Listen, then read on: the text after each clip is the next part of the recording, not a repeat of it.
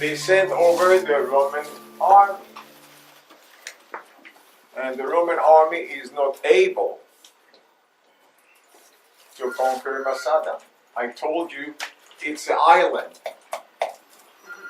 There is no connection between this mountain, I call it a mountain, and any of the other mountains, isolated completely from the western mountains that we have here.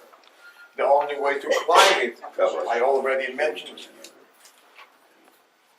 to you. And then they realized that after a year and a half that nothing happens, when the 900 Jews, they have plenty of water in their cisterns, they have plenty of food, and the Romans over there, they can't take it. Those are European soldiers. The sun is killing them. The horses are dying from thirst. And they decided to change the commander. And they sent over Levius Silva, the commander of the 10th Roman Legion. And he comes over with the 10th Legion. I mentioned the name of the legion yesterday. The best. It's the Green Beret of the Roman Empire of 2,000 years ago. And they decided, we conquer Masada. They build their camps, they build the walls, and really, they besiege Masada. Nothing happened. The Romans conquered this country.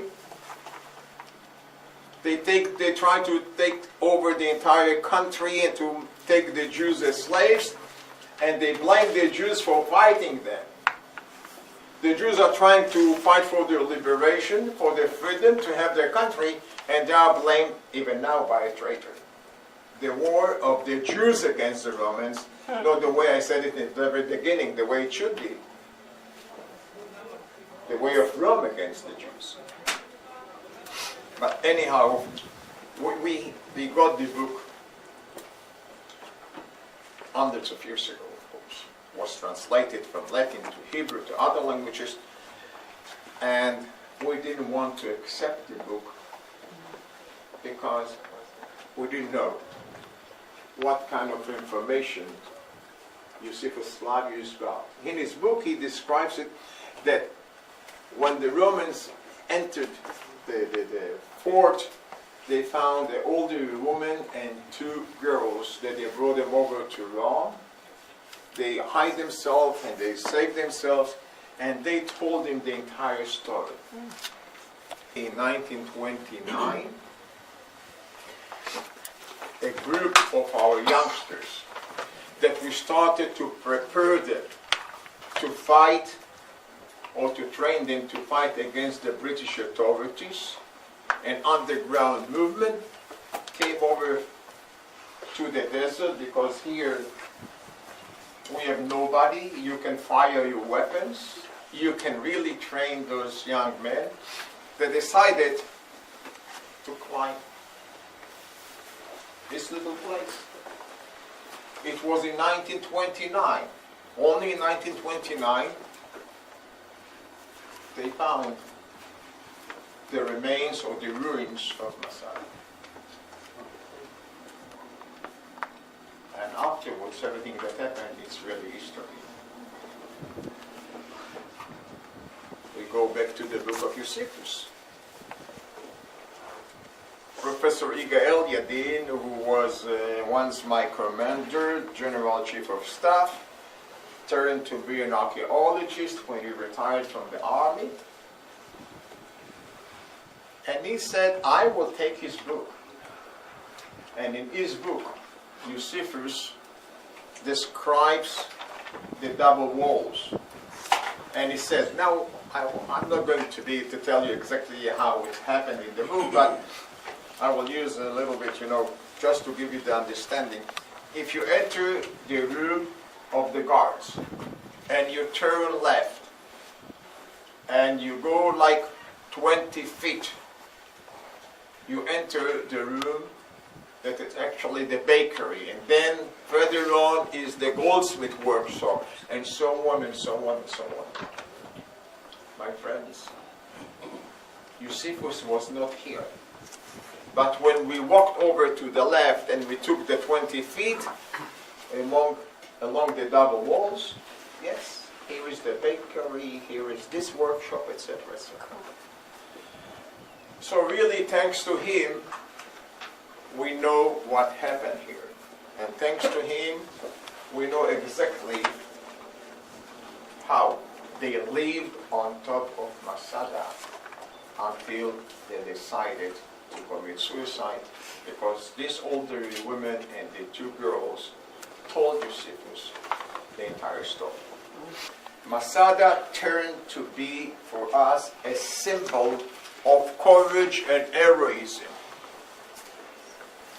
And most of our soldiers, when they finish the 3 or 4 months of training, they will climb up to the top of Masada, and here they will get the Bible and their rifle, will take the oath, in Hebrew of course, again, Masada will never fall.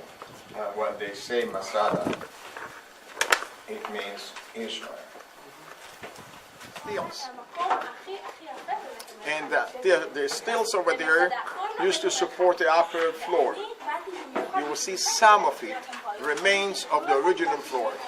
Okay? Now, the slaves used to come and to feed in between the little stills, the lower floor and the upper floor, wood, and they used to warm up the upper floor. Once the upper floor was warm, or warm enough, the slaves used to come in with buckets of water, pour the water on the floor, and we have steam. One last thing that when you go in, you will see that the room over there, different from the other rooms, it's not a flat ceiling above you, but you have a round shape ceiling, just to make sure that when the steam is going up, and it will flow down and not directly from a flat ceiling on our naked bodies. Herod built a double wall around the entire plateau. This was not done for defense. It was done to prevent soil erosion. Josephus described the soil as fat. It was very rich and good for growing. Everything that Herod built had his signature on it, and that signature was a frame around every panel and every stone. Herod built a royal villa known to us as the Western Palace. It was extravagant. It is here that he would greet his guests. The building was about 44,000 square feet, or 1 acre.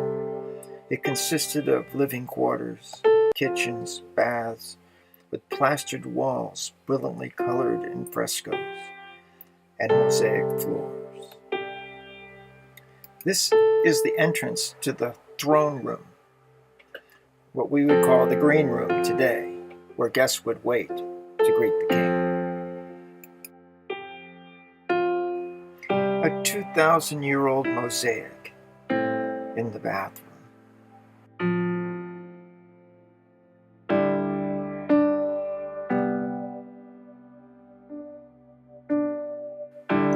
We passed through the main dining room into an area containing storage facilities, workshops, and a kitchen with ovens and fire pits.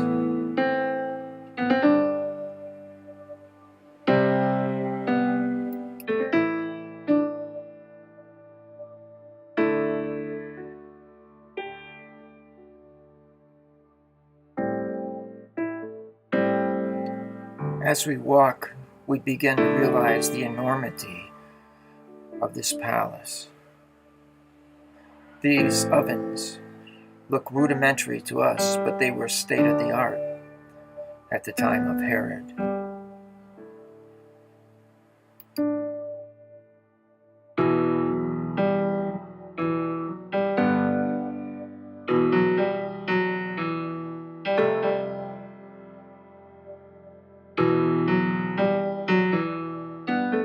On the western side of the villa, in the basement, was a tannery.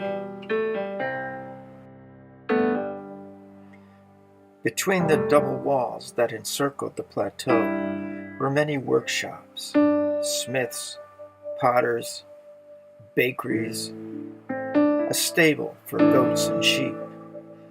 Herod made sure that in the event of a siege, he would have every luxury he desired.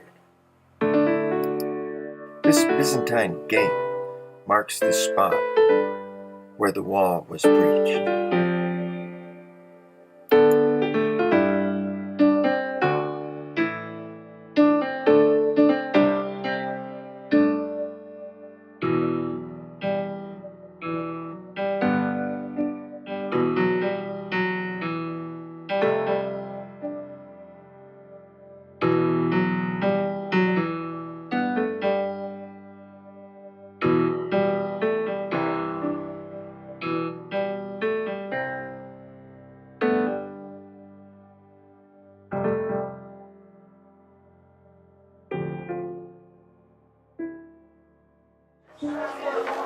What is it? With Yigael Yadin, the one who started the excavations, we wanted to know, and we knew that it must be a site where the Jews or those 900 people or only the men came over to worship. Impossible that we have a group or community or congregation of Jewish people and they don't worship. Finally, we came over to this room, but it's a room. Evidence. There is a wall to my right, separating the entire fortress, which means the room behind this wall is outside the fort. And the first thing that we are doing, we are digging over there. You heard Professor Nesser, I know him very well. He is the one that said, I picked up here the first scroll. A scroll buried. In the Jewish religion, if you have a scroll, a Torah scroll, if you have a prayer shawl, if you have a trumpet, a shofar, or you have the tefillin that you put on your forehead and on your arm, all religious items that you don't use it anymore, or it's worn out, it's worn out, you don't try, excuse me, you don't throw it to the garbage. You keep it in the gathering place, and the man in charge, which means the rabbi, whenever he decides upon it, he will bury it in a cemetery, which means a ceremony of a funeral. So this is a cemetery. A cemetery? Oh my friends, it's not so easy. A cemetery must be outside the city wall, because if we have the Cohens, which means the priests, a priest is not allowed to go into a cemetery. Forbidden, strictly forbidden. And among the 900 people we had, they knew what tribes they belonged to. So you must have a room or a cemetery that is isolated from the western part of the gathering place or the fort. So actually, this is a cemetery. A lot of things were found over there buried. Wait a minute, hold up, wait a minute though.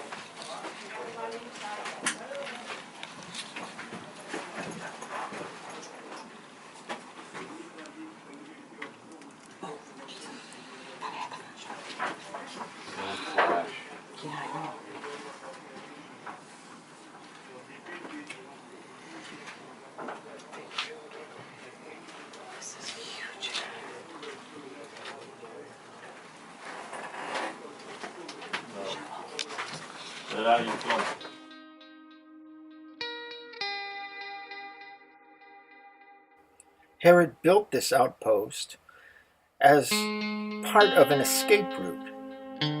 He was from Edom, or Idumea, Esau's people. The scripture says that there would always be enmity between these peoples. If Herod had to flee, he would go from Jerusalem to Herodium, which is in Bethlehem, and then to Masada, and from there to Edom. I find it interesting that hundreds of years after Jacob and Esau separated, Jesus would be born in the shadow of Herodium, and Herod the king, in order to preserve his dominion over the Jews, would seek his death.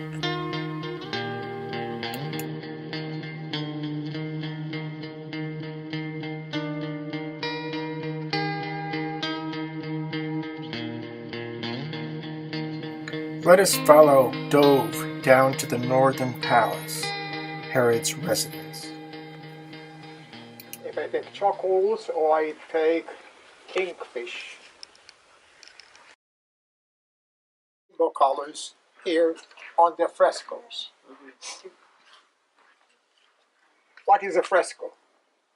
The fresco is actually the wet luster that you start to paint on it, and it will stay. The color will be swallowed or sink into the red into the wet plaster, and it will remain forever.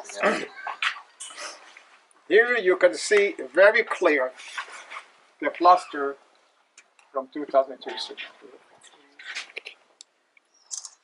I would like to talk about this little stone. This stone is a link.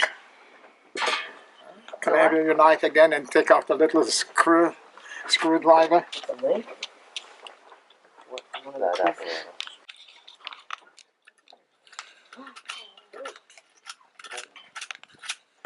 Ah. Ah, It's like a four hole. that's a real. Wheel. No, No, stack them. no. Fall over. Give me a chance.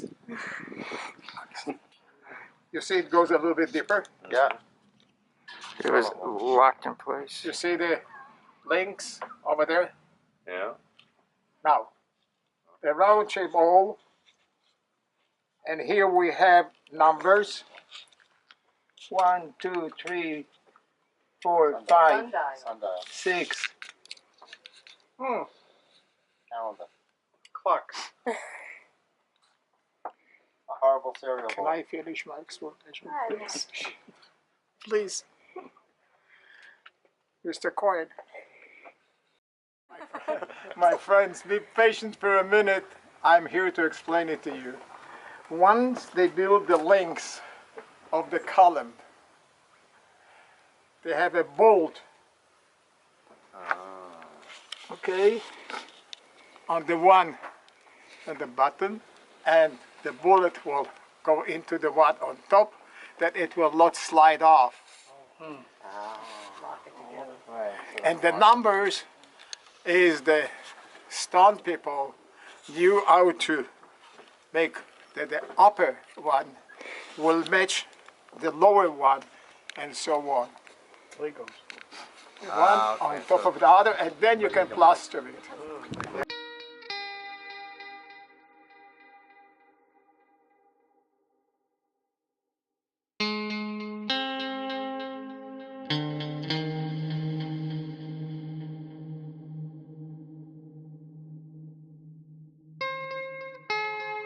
You remember cemetery? No? Here? Cremation place for the non-Jews. We didn't know what it is. In the beginning we believed that it's a pigeon place for pigeons. No, it's called columbarium in the Greek language. Columbarium. How can you dig here graves. Look. And beside it, 20 acres. What do you do with the dead bodies? You throw it to the birds? You will die from cholera, excuse me. So they, over there, by mistake, we didn't know for many years. But one day, an archaeologist started to dig and he found a long little dig that is filled up with ashes. They checked it. Combination. There is one here and another one further on. Of course, but we don't know who was cremated. Maybe everyone. But according to the Jewish religion, my friends, we are allowed to do it. Yeah. That was against the... And the Bible talks about it. Sure, it doesn't. King Saul was cremated. Take the Bible, read the chapter. I don't have time. King Saul was cremated. Who said that we are not allowed? It only those crazy rabbis? It's all about the money. Now, the ram. When the Romans realized that there is no way that they can take over Masada, they changed the commander. And they brought over another one. And this one decided that the only way to take over Masada from the Zealots was to build up a ramp. And on the level of the ramp that is below us, they built the battery ramp. You know, with a big kind of a fist, they started to knock off part of the wall that used to be here. This is exactly the time when the commander of Masada, Eleazar, son of Jar, decided that they will live this world the way they were born. They were born free and they will live free according to their will and not by the Romans. They set off, first of all, not to forget, they choose 10 men. That they went from one place to another place, one house to another house, or wherever the Zealots used to live. They slaughtered everyone, and then they committed suicide. Now, again, according to the Jewish religion, you are not allowed to suicide. Only in 2 conditions, or 3, you are allowed to suicide. First, if you are sold as a slave, no doubt if the Romans would took them to Rome, they will turn to be slaves. Second, to worship against your religion. Now, again to remind you about Josephus Flavius. He got the story from someone who took away or picked up here an elderly woman and 2 girls, brought them over to Rome. And they told him every little thing that they remembered what happened here on top of Masada in the last days of Masada from the time of the Zealots. So his book is very authentic, like he lived here. Really, because of him, although what I said to you a minute ago, he is the one who told us about every little stone that we can find today on top of Masada.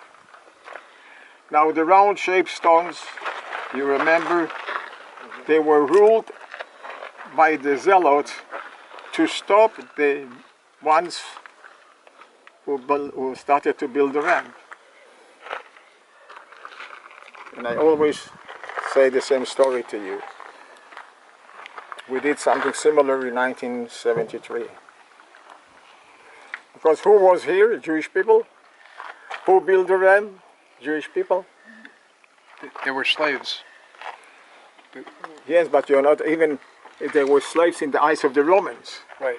But not by, but from the bottom, the screaming and the yelling of those slaves, let's call them Jewish slaves, were, brother, don't you recognize me? Father, don't you see me? but they didn't have a choice. That had to be said. For survival, they believed that they have to do it. We did the same thing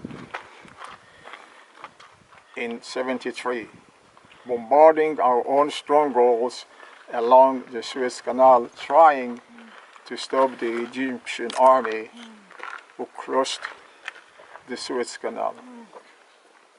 We lost a little bit more than 3,000 boys and girls. The disaster that I blame only one man, that you admire him, Moshe Dayan.